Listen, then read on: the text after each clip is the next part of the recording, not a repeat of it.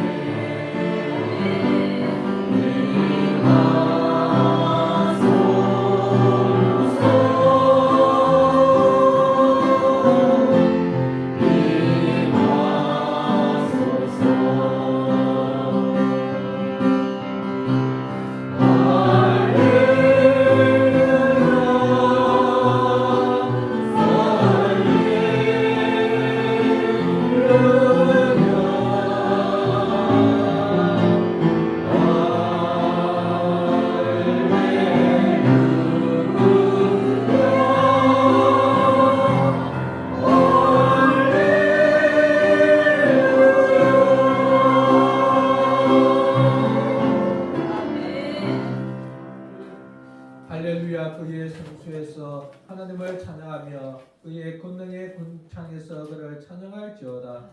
그의 능하신 행동을 찬양하며 그의 지극히 위대하심을 찬양할지어다.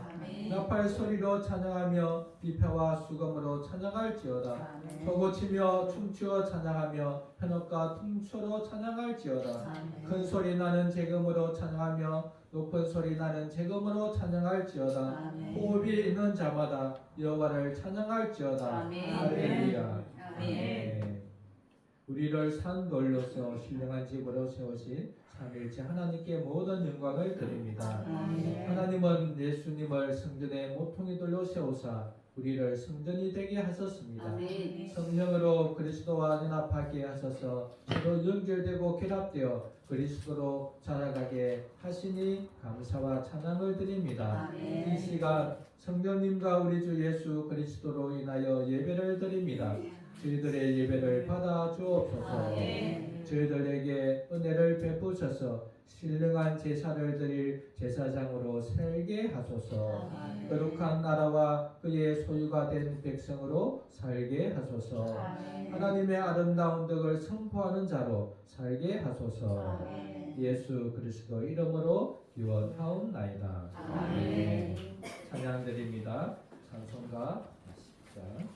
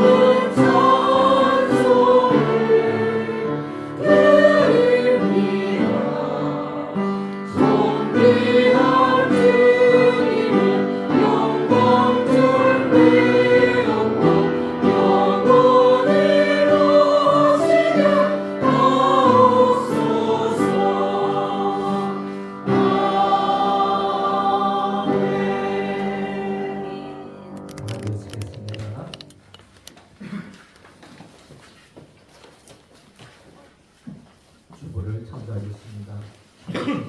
우리의 믿는 바를 고백하겠습니다. 나는 전능하신 아버지 하나님 전지의 창조주를 믿습니다. 나는 그의 유일하신 아들 우리 주 예수 그리스도를 믿습니다. 그는 성령으로 잉태되어 동정녀 마리아에서 나시고 본디오 빌라도에게 고난을 받아 십자가에 못 박혀 죽으시고 장차 일주일 사흘 만에 죽은 자 가운데서 다시 살아나셨으며 하늘에 오르시어 전능하신 아버지 하나님 우편에 앉아 계시다가 그리로부터 살아있는 자와 죽은 자를 심판하러 오십니다. 나는 성령을 믿으며 거룩한 공교회와 성도의 교제와 죄를 용서받는 것과 몸의 부활과 영생을 믿습니다. 아멘. 주기도문 주님께서 가르쳐 주신 공동체 기도문입니다. 하늘에 계신 우리 아버지, 아버지의 이름을 거룩하게 하시며 아버지의 나라가 오게 하시며 아버지의 뜻이 하늘에서와 같이 땅에서도 이루어지게 하소서.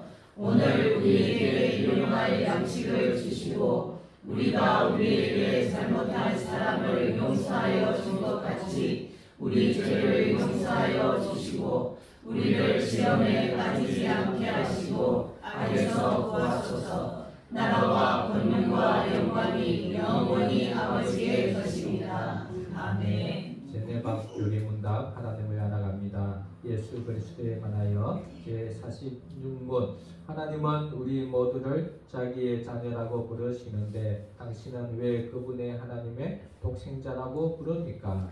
우리가 하나님의 자녀로 불려진 것은 태어나면서부터가 아닙니다.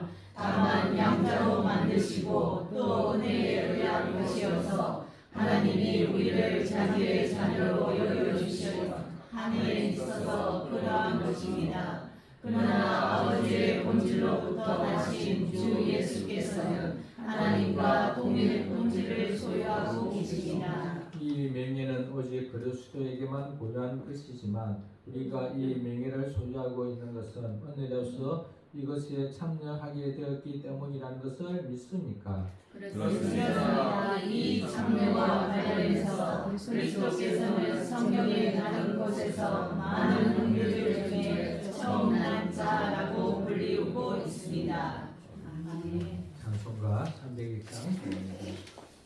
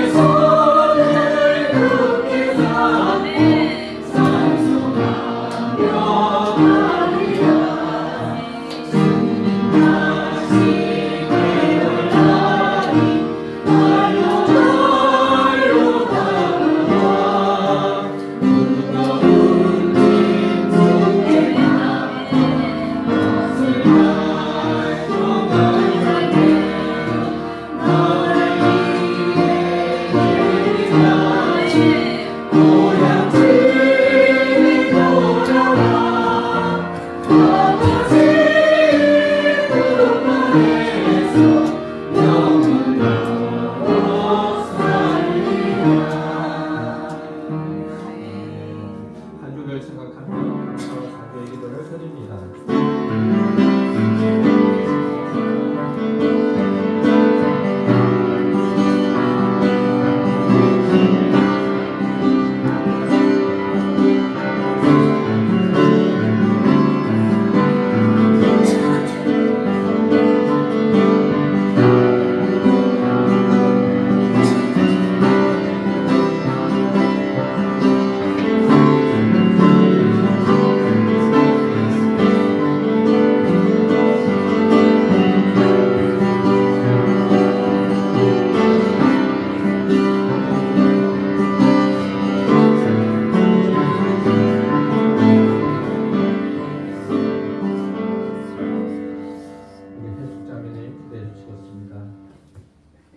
주님 감사합니다.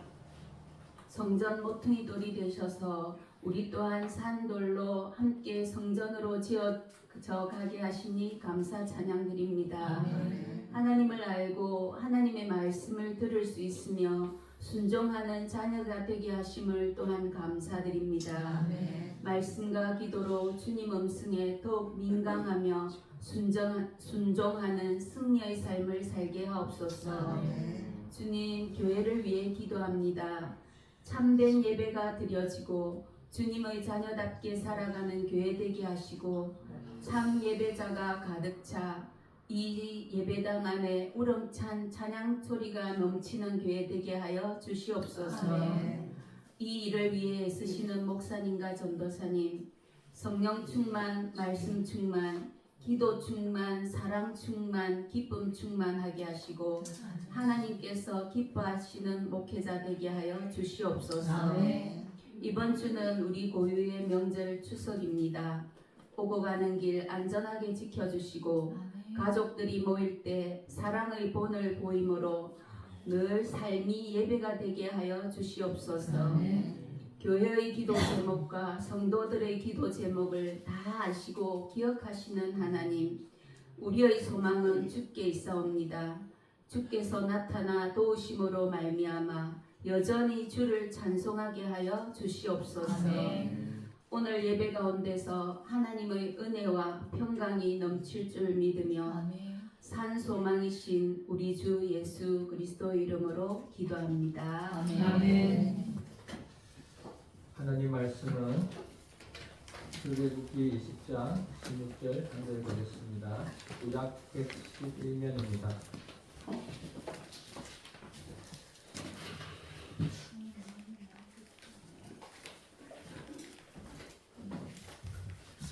출애굽기 20장 16절 구약 111면입니다.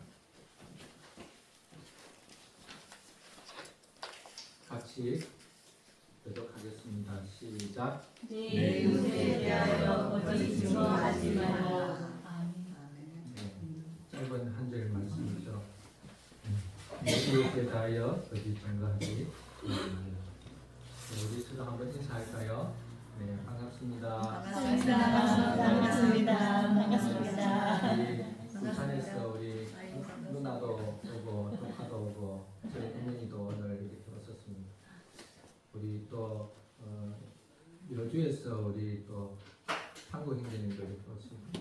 반갑습니다. 네, 우리 믿음의 선배들은 우리에게 참 귀한 유산을 많이 남겼지만 특별히 세 가지를 남겼습니다. 우리가 무엇을 믿고 무엇을 소망하며 어떻게 살아야 할지 가르쳐 주셨죠. 제가 이렇게 말하면 딱 감 잡죠. 어떻게 살면 우리가 좀 하나님의 자녀요 백성으로서 하나님께 칭찬받으며 정말 잘 살았다. 이 땅에서 삶이 정말 복되게 살았구나. 이렇게 할 수 있을까요?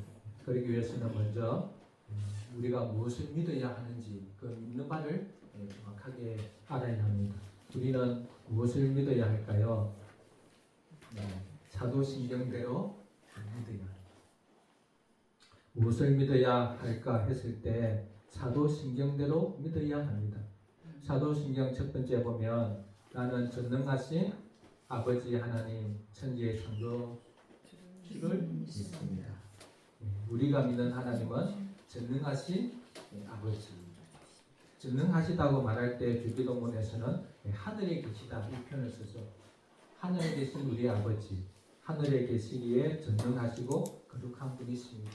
그 아버지가 우리의 아버지가 되시죠.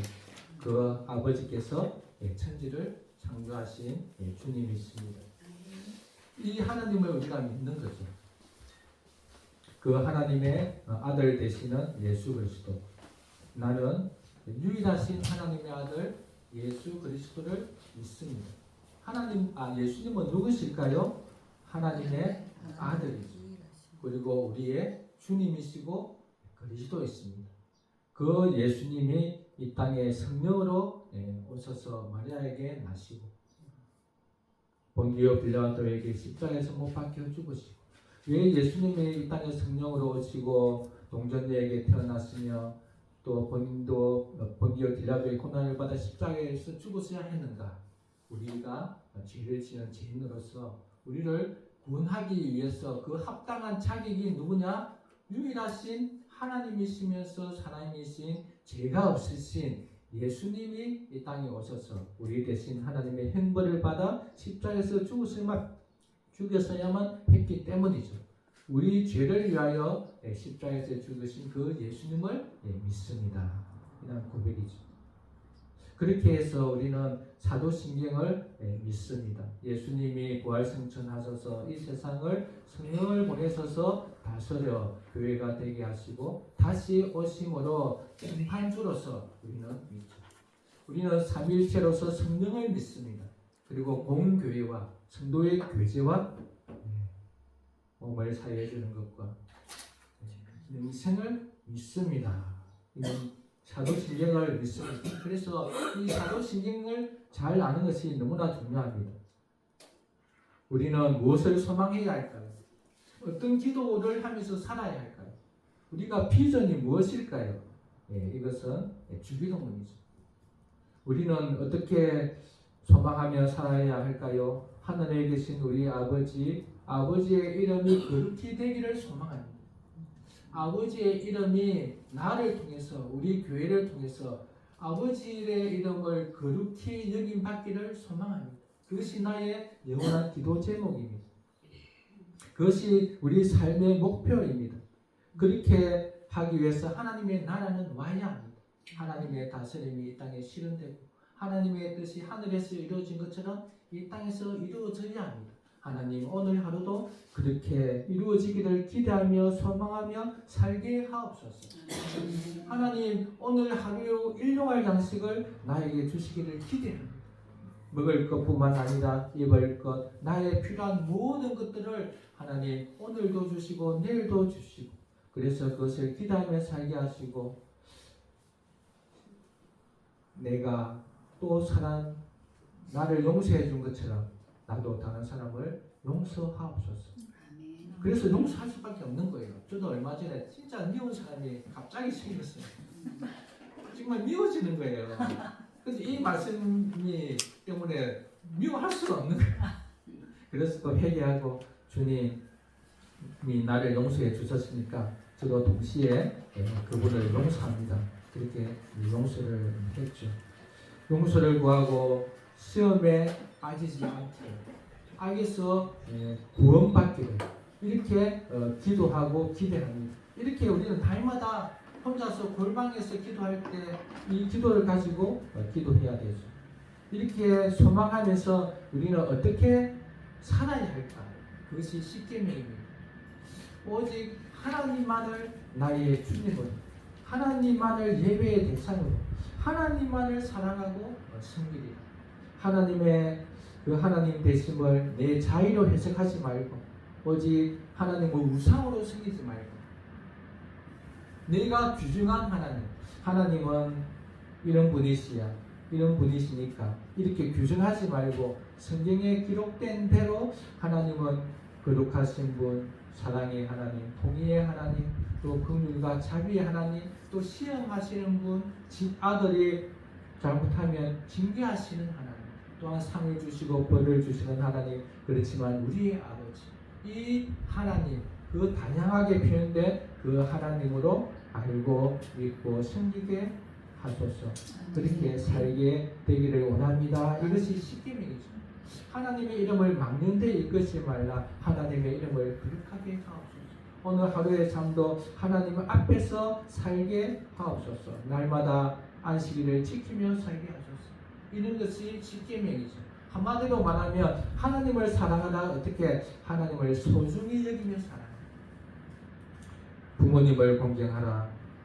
어릴 때는 부모님의 말씀에 순종함으로, 어른이 되었을 때는 말씀에 순종할 뿐 아니라 공양함으로, 경제적으로 책임을 지며 공경하는 것이 부모님의 공경입니다.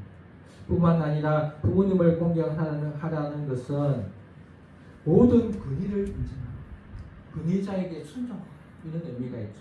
또 다르게 말하면 부모님을 소중히 여기고 뿐만 아니라 살인하지 말라. 사람의 생명을 귀하게 여기고 그 사람의 인생을 귀하게 여기고 다른 사람의 인생, 생명을 귀하게 여길 뿐만 아니라 나의 생명, 나의 인생을 귀하게 여기고 내 시간을 헛되이 게임하면서 보내지 말라는 자기를 개발하고 자기가 더욱더 그리스도를 닮아가게 하고 그래서 그 인생이 가치 있는 인생이 되게 하라. 뿐만 아니라 다른 사람의 인생을 무너뜨리지 말라. 가늠하지 말라. 배우자를 사랑하라. 배우자를 존경하라.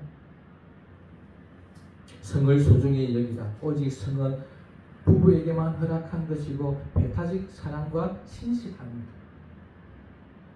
도둑질하지 말라. 소유물을 귀하게 여기라. 다른 사람의 그 소유물을 귀하게 여기라. 그 소유물이 오기까지의 그 노동을 귀하게 여기라. 그 과정을 귀하게 여기라는 거죠. 우리는 결과도 중요하지만 그 과정도 중요합니다. 그 과정 하나하나를 귀하게 여기고 나의 소유물도 귀하게 여기고 내가 이 소유물이 오기까지의 그 수고와 열심을 귀하게 여기라. 오늘의 말씀은 뭡니까? 거짓 증거하지 말라. 법정에서 거짓 증거하지 않을 뿐만 아니라 일상에서 거짓말하지 말라. 다른 말로 하면 진실을 소중히 여기라. 진실을 소중히. 법정에서 위증하는 것은 지금도 그 죄가 크지만 그 당시에는 위증은 정말 치명적입니다. 그 당시 법정에서는 거의 증인의 말에 결정되어졌습니다. 그래서 나봇 사건을 통해서 우리는 잘 알 수 있죠. 나봇 사건 이해하십니까? 이스라엘 왕 아합이라는 분이 있는데 그 궁전 옆에 정말 좋은 포도원이 있는 거예요. 근데 그 포도원 주인이 따로 있어요. 이름이 나봇입니다. 그래서 나봇에게 자기가 이 포도원을 사고 싶다고 좀 팔라고 이렇게 말하니까 이 나봇은 솔직히 자기는 팔 수도 있겠죠. 그러나 자기 조상에게 물려받은 기업은 팔 수가 없는 거예요. 하나님이 팔지 못하게 했대요. 그래서 팔지 못하겠다고 하니까 이 아합이 속상했습니다. 그래서 시무에 하고 있을 때 그 악한 이세벨이 꾀를 냅니다. 왕이 돼가지고 그것도 하나 자기 것을 못 만드냐 하면서 그 성에 있는 그 악한 자에게 말해서 이 나봇이 하나님과 왕을 저주했다고 말을 퍼뜨리라고 합니다. 그리고 재판을 열죠. 그러면서 이 악한 자들이 나봇이 하나님과 왕을 저주하는 말을 내가 들었다. 이 말을 위증을 합니다. 그 위증대로 나봇은 죄인이 되어 돌에 맞아 죽습니다. 한 재판장에서 그 위증, 거짓 증언은 한 사람의 생명, 재산을 손도리째 뺏어가게 하죠. 물론 하나님은 복음을 계시지 않았었습니다. 엘리야 선지자를 보내서 아합에게 말하죠. 네가 사람을 죽이고 또 빼앗았느냐? 걔들이 나봇의 피를 핥던 것처럼 너의 피도 핥으리라. 그렇게 말한 대로 아합은 전쟁 중에 죽었는데 그가 병거에 죽었을 때 개들이 그의 피를 핥습니다. 뿐만 아니라 죽게 만든 그 이세벨 그도 창에 찔려서 나중에 개들에게 개밥이 돼서 비참하게 죽죠. 위증은 정말 한 사람의 인생을 망가뜨립니다. 거짓말도 마찬가지죠. 일상에서 하나님은 거짓말을 금하셨습니다. 출애굽기 23장 1절 너는 거짓된 풍선을 퍼뜨리지 말며 레위기 19장 11절 너희는 도둑질을 하지 말며 속이지 말며 서로 거짓말하지 말며 속이지 말며 서로 거짓말하지 말며 이렇게 하나님은 일상에서 법정에서 거짓말을 금하셨습니다. 여러분은 거짓말을 어떻게 생각하십니까? 부풀리는 거, 과장하는 거 아니면 하겠다고 약속하고 하지 않는 것, 뭐 대수롭지 않게 요즘은 광고도 엄청 거짓말이죠. 자기들은 거짓말이라고 하지 않죠. 그러나 거짓말입니다. 그것 보고 많이 사고 속지기도 합니다. 우리는 거짓말이 일상화되어 있습니다. 거짓말 하지 않으면 바보스럽게 듣죠. 자기 PR을 하는 데 있어서도 자기 속에서 같은 거 적을 때 막 부풀리죠. 그리고 어떤 데는 사진도 거짓말을 합니다. 사진을 하나 찍었는데 신문하고 틀려요. 그리고 그 사진을 딱 찍었는데 현장에 가서 보면 아니에요. 사진 거기만 좋은 거죠. 우리는 너무나 거짓말이 노출되어서 별것 아닌 것 같이 여기지만, 그러나 우리는 정말 거짓말 하지 않아야 합니다. 거짓말 같은 거짓말도 하지 않아야 돼요. 뭐 행복한 거짓말, 뭐 하얀 거짓말, 뭐 이런 거짓말, 물론 어쩔 수 없이 선한 거짓말 할 수는 있겠죠. 그러나 웬만하면 하지 않아야 합니다. 왜 그럴까요? 우리가 한 3가지 정도로 살펴보겠습니다. 첫 번째, 우리는 믿는 신자이고 우리가 믿는 분은 거룩한 분이다.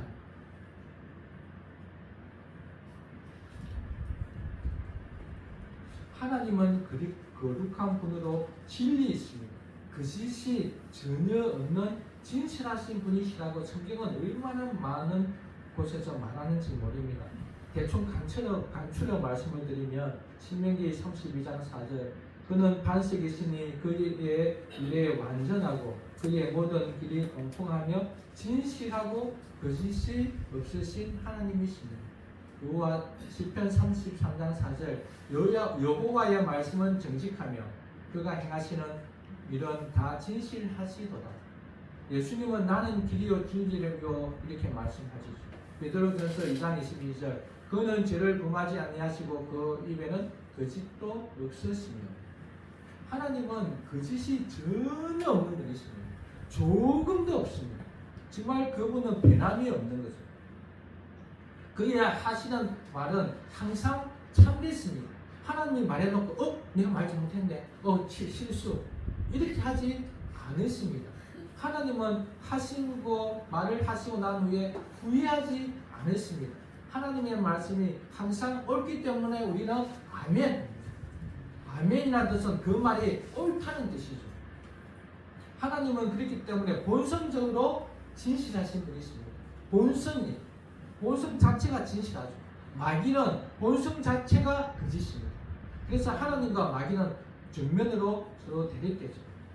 그렇기 때문에 하나님을 믿는 백성은 어떻게 해야 될까요? 거짓을 버려야 합니다. 거짓을 버려야 하나님과 충돌하지 않는 겁니다. 하나님과 늘 충돌했던 거짓의 아비 마귀, 그는 요한복음 8장 44절에 이렇게 말합니다. 그는 거짓말쟁이요 거짓의 아이다. 그래서 거짓말하는 자는 거짓말하는 아버지의 자식이랍니다. 거짓말하는 자는 누굴까요? 마귀의 자녀다. 이렇게 예수님이 직접 말합니다.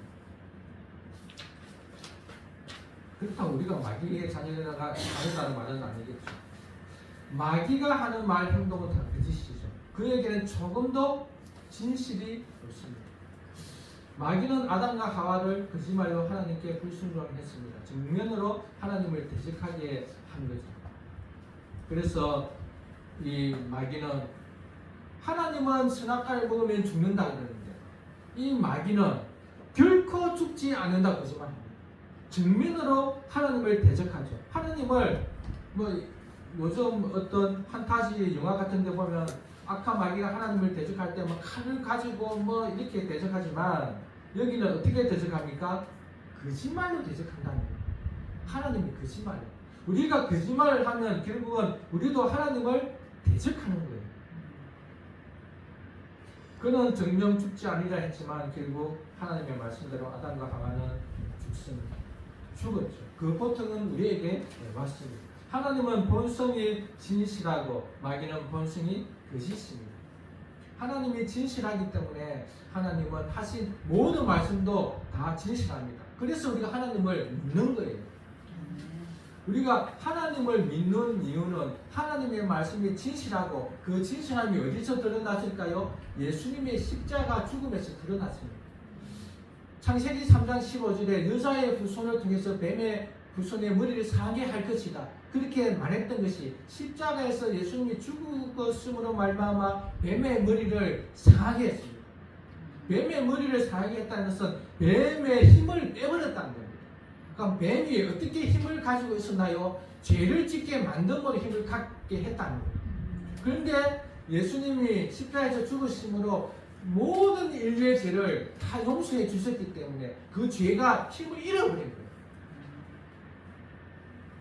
이것을 하나님이 약속하셨고 예수님이 이루신 그 하나님은 하신 말씀을 완전히 이루시는 자기 아들을 죽게까지 이루시는 분이기 때문에 그 하나님을 우리는 믿습니다. 그 하나님이 하신 말씀을 우리는 믿어야 해요. 즉 사도신경에 있는 말씀, 주님이 다시 오시리라. 재판장으로서 선과 악을 구별하여 한쪽은 염소, 한쪽은 양. 염소는 지옥에, 양은 의인들은 하나님의 나라에 들어가게 할 것이다. 이 말씀을 우리는 믿어야 합니다. 왜? 예수님이 실존적인 인물로 오셨고 부활하셨다는 것을 믿는다면 예수님이 다시 오심도 믿어야 하고 그 믿음의 근거로 우리는 이 땅에서 어떻게 살아야 할까요? 정말 정직하게, 신실하게, 거룩하게 살아야 할 것입니다. 하나님이 거룩한 분이기 때문에, 하나님이 진실하고 신실한 분이기 때문에 우리는 거짓말을 하지 않아야 되고, 두 번째, 그렇기 때문에 이 거짓말을 할 때에는 하나님과 관계가 깨어집니다. 우리는 이미 하나님과 신분적으로 하나님의 자녀이고 하나님의 백성으로서 신분은 깨어질 수 없어요. 하나님은 우리를 예수님의 그 죽으심으로 말미암아 오늘 우리 여기 제네바 교리 문답을 보면 우리가 왜 하나님의 자녀라고 부르냐? 우리를 양자 삼아 주었기 때문에 자녀로 부른다고 말합니다. 예수님은 본성적으로 하나님의 자녀고 우리는 죄인이었지만 하나님께서 예수님을 죽으심에 근거하여 우리를 양자로 삼아 주셨기 때문에 본성적으로는 양자, 하나님의 자녀가 아니라는 거예요. 그러나 이제 우리는 신분적으로 하나님의 자녀가 되었지만 우리가 거짓말을 하면 할수록 하나님과의 신분은 연합되어 있지만 관계는 끊어진다. 관계 끊어진 거 잘 알잖아요. 같이 부사간에 밥을 먹어도 말 안 하는 거. 뭐 한 집에 살아도 있는 돈 많은 돈, 각방 쓰고 이게 관계가 끊어진 거예요. 서로가 서로에 대해서 소통하지 않는 이 관계가 하나님과도 끊어진다는 거예요. 이 땅에서 하나님의 백성으로 자녀로서 구원은 받았지만 기도할 때 응답이 없고 찬양을 해도 감흥이 없고 예배를 드리는데 그 하나님의 은혜가 임하지 않고 냉랭한 상태가 있다면 그는 하나님의 관계가 지금 성복한 거예요. 관계가 끊어진 거예요. 끊어진 이유가 많이 있겠지만 오늘은 진실하지 못했기 때문에 하나님 앞에서 진실하지 못했기 때문에 하나님께 거짓말을 했기 때문에 관계가 끊어진다는 거예요. 하나님은 우리를 만드실 때 교제하기를 원하셨습니다. 우리도 자녀가 태어나면 그냥 밥만 주고 옷만 입히는 것이 아니잖아요. 자녀를 통해서 기쁨을 얻고 서로 교제하는 거잖아요. 자녀는 아무것도 하지 않았는데 여름이가 어저께 뒤집었대요. 뒤집었다는 말 알죠? 네. 하늘만 보고 있다가 땅을 본다. 자기는 그것만 했는데 부모는 막 좋아서만 난리예요. 우리도 마찬가지입니다. 우리가 그냥 우리끼리 서로 사랑하고 살아가면 하나님은 그것으로 기뻐하고 즐거워하고 하나님과 우리의 친밀한 교제가 이루어지죠. 하나님은 우리를 만드실 때 자기의 형상으로 만드신 이유는 하나님과 교제하기 위해서입니다. 하나님 놀잇감으로 만들 것 같으면 하나님의 형상을 만들지 말고 그냥 순종 잘하는 그냥 개새끼처럼 막 이렇게 막 밥맞춤을 쫓아 따라다니고 이렇게 만들겠죠. 그러나 인격적으로 만들어서 하나님과 티가 하면서도 하나님의 그 은혜와 사랑을 알게끔 만들었다. 그렇게 만들어서 정말 이 땅에 태어나게 했다면 하나님처럼 우리도 정직함으로 신실함으로 진실함으로 하나님께 대해야 합니다. 그렇게 못한 성경에 많은 사람들이 있습니다. 가인이 대표적이죠. 가인은 아벨을 들여서 죽입니다. 그러니까 하나님 다 보고 계셨죠. 그러면서 하나님은 가인에게 찾아갑니다. 너 아우가 어디 있냐? 회개하기를 회개하기를 바라신 거죠. 너 아우가 어디 있냐? 그럼 아유 하나님 보고 계셨군요. 내가 아우를 죽였습니다. 이렇게 해야 되는데 내가 아우를 지키는 자일까? 이렇게 발표를 하고 있지만 땅에서 그 필소리가 들린다. 이렇게 하시면서 가인을 책망하는데 가인은 결국 에덴 동쪽 노 땅으로 도망가버립니다. 그의 후손들은 결국 노아의 홍수 때 다 죽죠. 하나님과의 교제에서 끊어지면 결국 멸망입니다. 이 땅에서의 사람도 비참하게 살겠죠. 이스라엘 백성들이 시내산에서 모세와 언약을 합니다. 모세 언약이죠. 근데 시내산에서 계명을 주면서 너희들은 하나님의 백성으로서 이렇게 살 수 있겠냐? 예, 살겠습니다. 막 그래서 이제 피를 뿌립니다. 서로 피를 뿌리죠. 이렇게 살지 못하면 너희들 이 피가 뿌려지는 것처럼 짐승이 죽는 것처럼 너희들 죽을 것입니다. 예, 막 합니다. 그런데 조금 있다가 모세가 시내산에 올라가서 안 내려오는 거예요. 그래서 땅에서는 뭘 하고 있습니까? 송아지 웃습니다. 언약을 지키겠다고 약속했는데 금세 그것을 끊어버렸어요. 결국은 하나님의 말씀을 지키지 않는다는 것은 그 약속을 안 지키는 것이니까 그 거짓말을 한 거죠. 그래서 3,000명이 죽어버립니다. 신약에 오면 아나니아와 삽비라가 있죠. 그는 누구를 쏘겠다고 말합니까? 성령을 쏘겠다고 말합니다. 그래서 그는 죽습니다. 이 거짓말은 하나님과의 관계에 치명적입니다. 사울도 그렇죠. 사울에게 아말렉을 다 죽이라고 말합니다. 짐승도 죽이라고 말합니다. 그런데 보니까 짐승이 너무 좋은 거예요. 그래서 가려입니다. 안 좋은 것만 다 죽여버리고 정말 살찐 짐승들은 남겨놔요. 그러면서 어떻게 말합니까? 이 살찐 짐승으로 하나님께 제사하기 위해서 내가 안 죽였다 이렇게 말합니다. 거짓말이죠. 욕심이 있어서 취하고 싶은 거예요. 결국 사울은 그 왕직위를 박탈당합니다. 다윗에게 넘어가는 거예요. 여러분 정말 신실하길 바랍니다. 하나님 앞에서 약속은 지키길 바랍니다.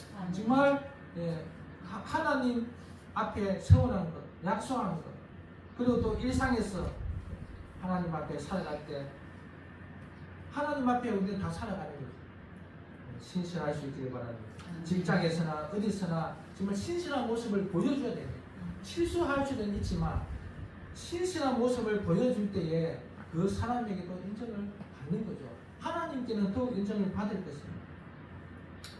이 거짓은 하나님과의 관계를 깨고 세 번째 거짓은 성도들 간의 관계를 깹니다. 거짓은 성도들 관계를 깨는 거예요. 저 교회를 깹니다. 교회는 하나다, 한 몸이다 이렇게 말합니다. 우리는 어떻게 한 몸이 되었습니까? 예수님께서 에베소서 2장 14절 15절 예수님은 합병이시라 둘로 하나를 만드사 원수된 것 곧 중간에 막힌 땀을 자기 육체로 흐시고 십자가에서 죽으심으로 말미암아 이 둘을 한 세 사람 되어 합병케 하셨다 이렇게 말합니다. 즉 이방인과 유대인이 예수님의 십자가의 죽으심으로 말미암아 하나가 되게 하셨습니다. 예수님이 십자가에 죽으심으로 율법을 폐했다는 거죠. 어떤 율법? 할 일을 행해야 하나님의 백성이 된다. 이방인은 할 일을 행할 수도 있어야 말이죠. 지금도 할 일을 행하기 어려운데 그 당시 마취도 안 되는데 어떻게 할 일을 하기가 쉽겠습니까? 정말 그 무자비한 거죠. 할 일을 행해야만, 율법을 다 지켜야만 하나님의 백성이 된다고 말할 때 예수님이 십자가에서 죽으심으로 이제 나만 믿으면 하나님의 백성이 된다. 이렇게 해서 이방인들도 예수님을 믿음으로 하나님의 자녀가 되게 했죠. 유대인이나 이방인이나 다 십자가 안에서 하나 되게 하셨습니다. 유대인과 이방인은 하나 될 수 없는 관계죠. 즉 신분, 성, 남녀, 빈부 모두를 하나 되게 하신 것이 예수님의 십자가 죽음입니다. 그런데 이 하나 되게 한 것을 힘써 지켜야 할 때 에베소서 4장 2절에 모든 겸손과 언유와 오래 참음과 사랑 가운데서의 용납함과 오늘 제가 하나 더 추구한다면 서로 신실할 때 서로 신실할 때 서로 진실할 때 신뢰가 쌓입니다. 그래서 에베소서 4장 25절에 거짓을 버리고 각각 그 이웃과 더불어 참된 것을 말하라. 이는 우리가 서로 지체가 되었습니다. 하나가 되었기 때문에, 한 가족이 되었기 때문에 진실해야 그것이 안 깨어진다는 겁니다. 부부간에 거짓말 해보세요. 그럼 그 신뢰가 깨어지거든요. 그럼 하나 되지 못하죠. 자녀가 계속 엄마를 속여보세요. 그 자녀를 믿지를 못합니다. 항상 의심하게 되죠. 반대로 부모가 자녀에게 거짓말을 해보세요. 용돈 준다 해놓고 안 주고 뭐 이러면 엄마는 맨날 거짓말만 한다. 성도들 간에도 마찬가지죠. 뭐 약속 우리 언제 같이 밥 먹자. 근데 한 사람은 그냥 인사치레로 그냥 밥 먹자 했고, 한 사람은 진짜라고 믿고 있었고, 이러면 어떻게 됩니까? 그래서 성도들 간에도 이 과장법을 쓰면 안 돼요. 과장법. 그것은 신실함을 깨버립니다. 진실함을 깨어버려요. 그래서 이제 나중에는 이제 관계가 비상적으로 됩니다. 저 사람은 저렇게 떠벌린다, 가장한다, 허풍한다. 그렇게 하면은 관계가 진실되지 못합니다.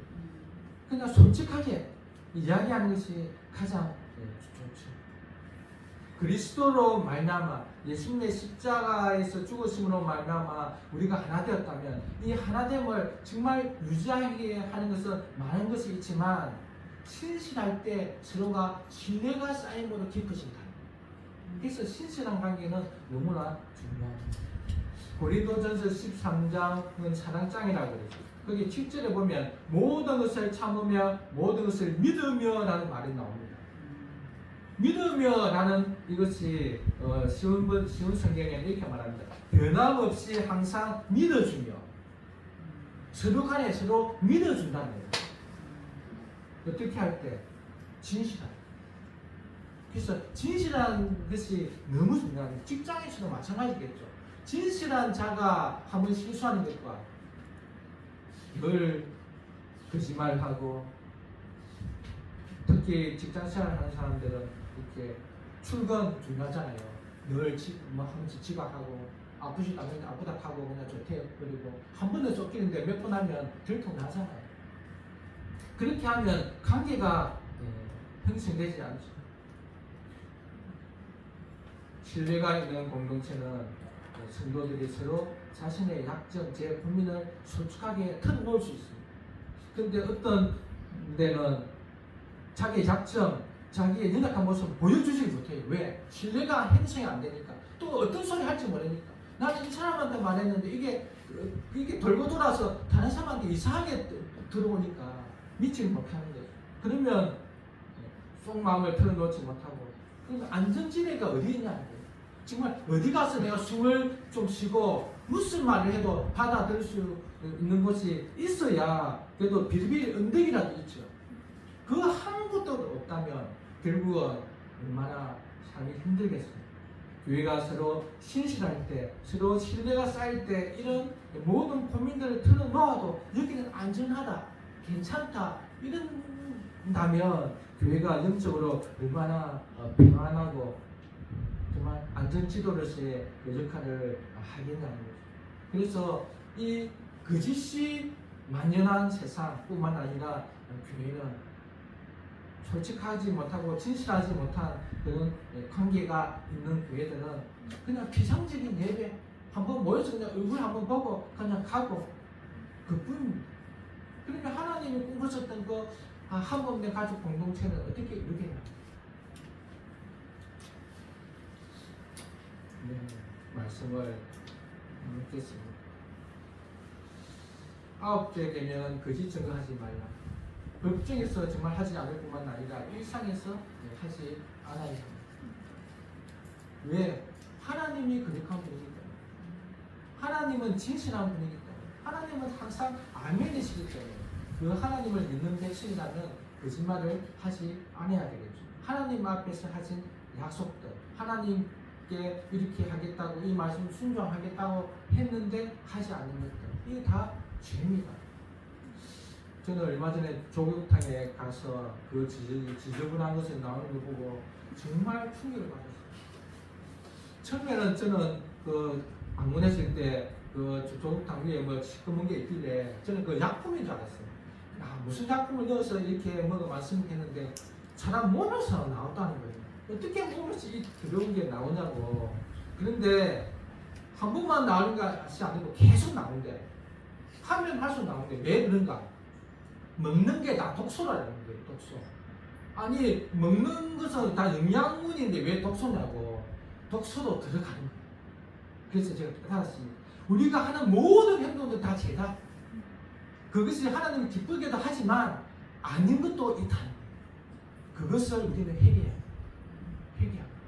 그래서 아침, 점심, 저녁마다 주기도문 하면서 회개하고 기억이 안 나고 생각이 안 나는 것은 방언으로 회개하고 그래서 계속 기도하고 회개하는 삶을 살아야 합니다. 그래서 마음이 청결한 자는 하나님을 볼 것입니다. 하나님을 만나는 여러분들 되시길 바랍니다. 정말 거짓말을 하지 않기를 바랍니다. 자신에게 거짓말을 하지 마세요. 타인에게, 교회에, 하나님 앞에 거짓말 하지 마세요. 정말 진실된 그러한 관계로 이번 명절도 잘 보낼 수 있기를 바랍니다. 아멘. 우리 찬양 드리겠습니다. 14장.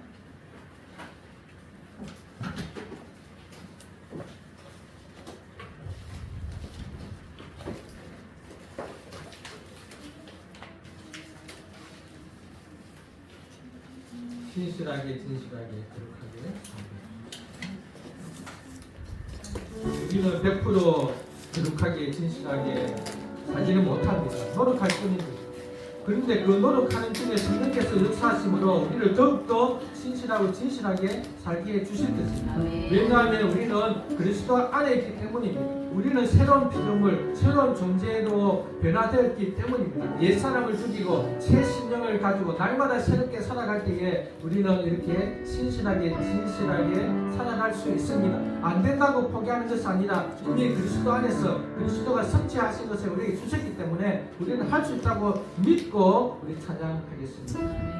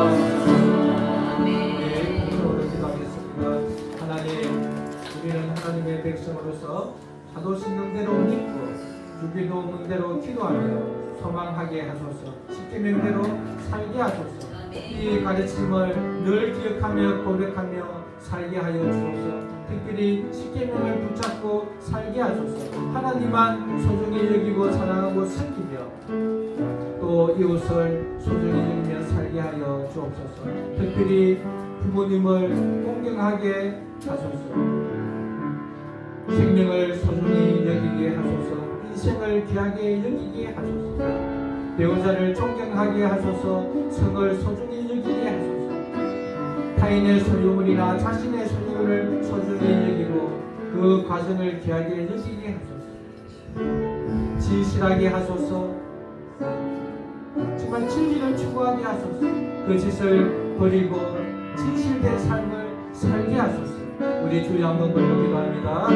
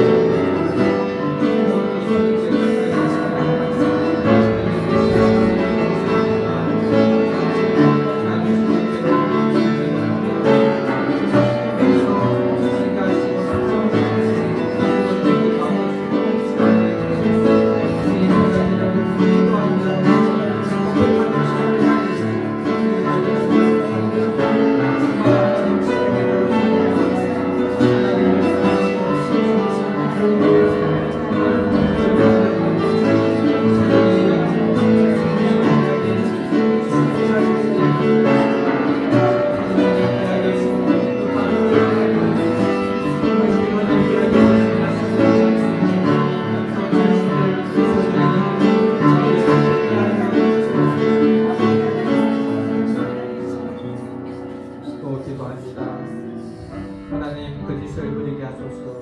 이 세상에서 거짓을 버림으로 정말 하나님 앞에서 살게 하소서. 하나님은 진실하십니다. 하나님은 거짓이 없습니다.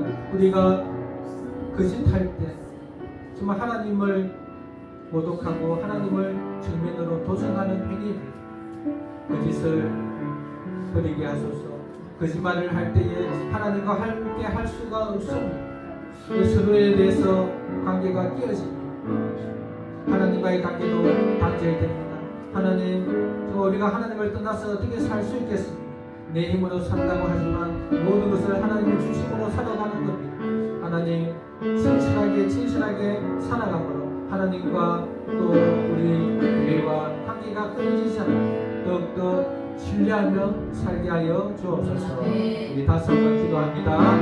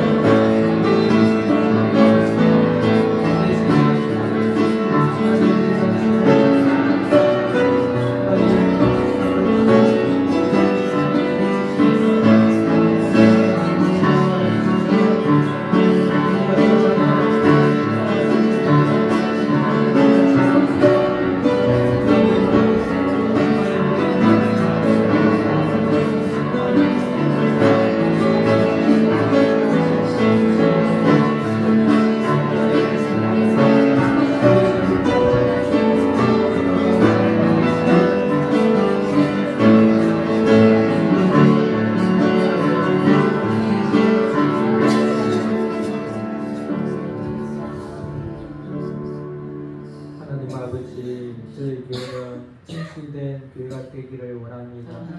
서로의 관계도 정말 어떤 이야기를 해도 받아줄 수 있고 또 안전한 그러한 관계가 되어질 수 있기를 원합니다.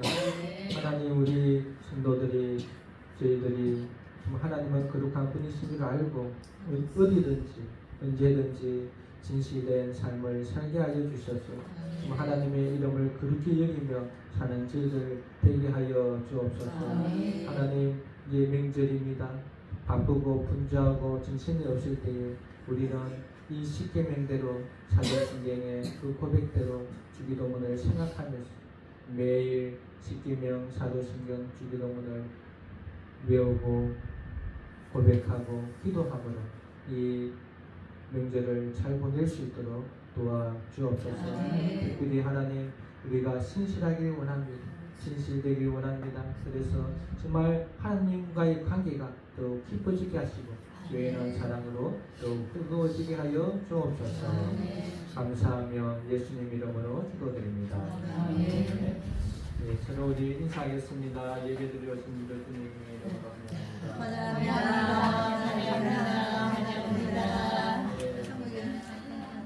여러분 우리 부모님 어서 오세요. 나중에 찍은 사진 한번 찍을까요? 이렇게 다 같이 사진 한번 찍겠습니다.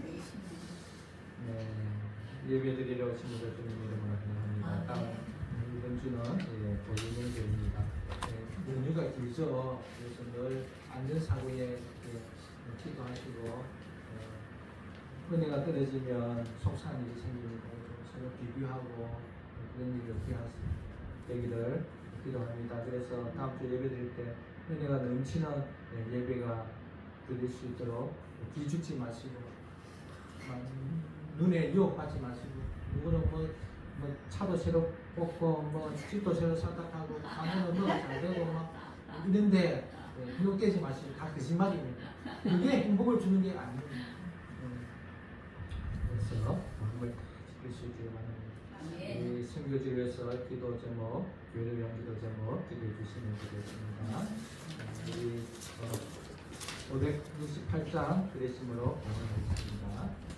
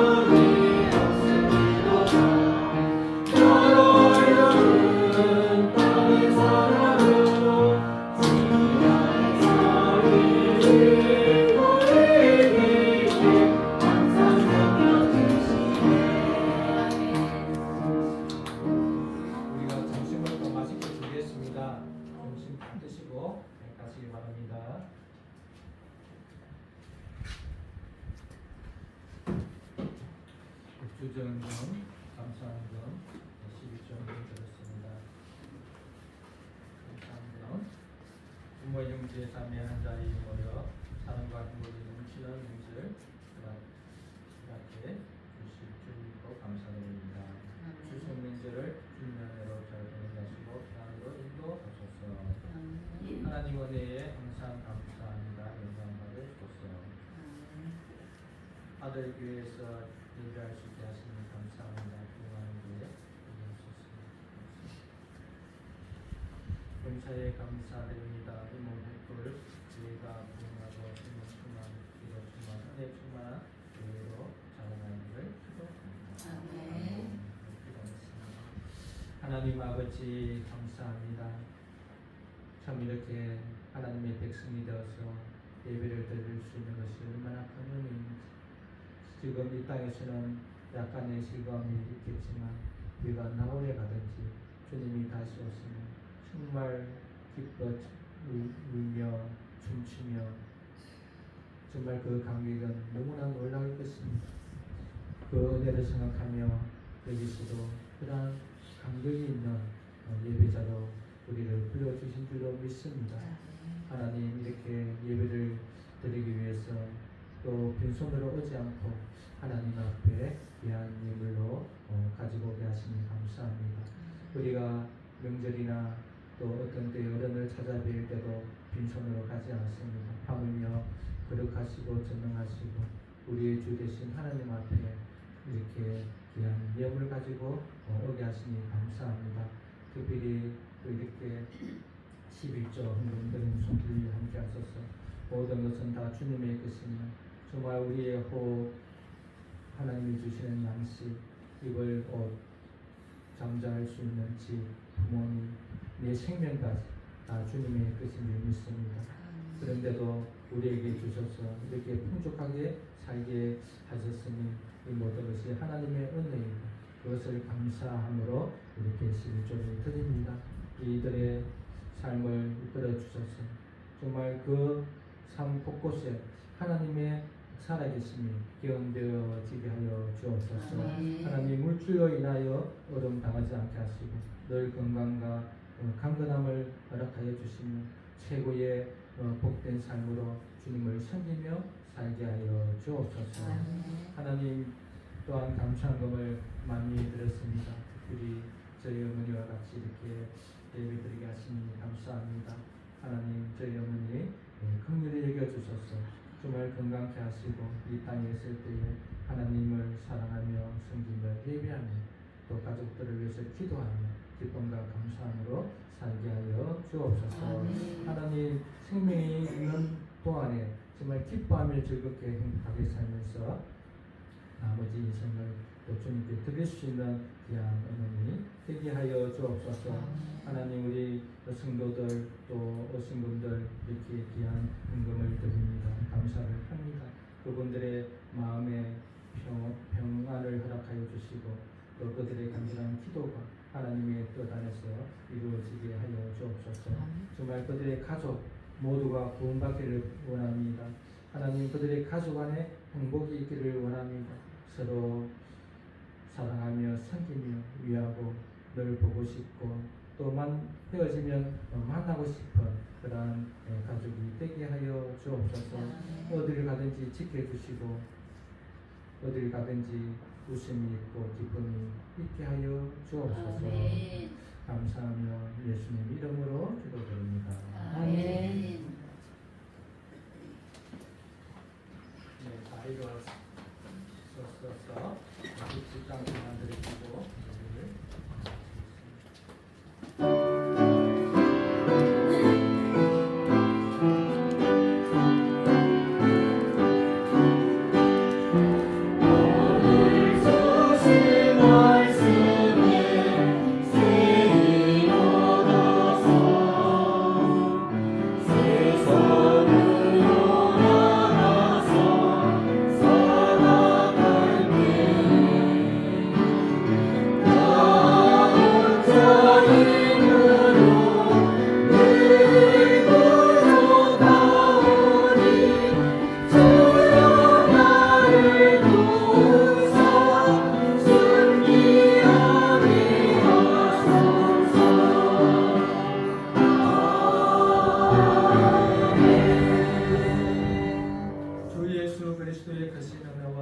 하나님의 원하신 사랑과 생명에 함께하심이 오직 거짓을 버리고 진실하기를 결심하는 여기는 모든 사람 위에 성도들 위에 영원히 계시기를 축원하옵나이다.